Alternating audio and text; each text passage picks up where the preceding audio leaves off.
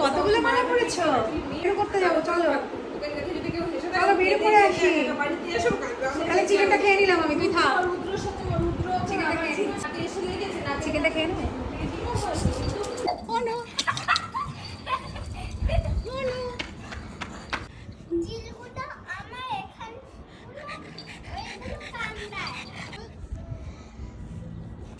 কোথায় এসছো? বেউ করতে এসছো? বেউ করতে এসছো? চলো দেখি তোকে কেমন লাগছে। এদিকে আয়। কাকে বেশি কিউট লাগছে?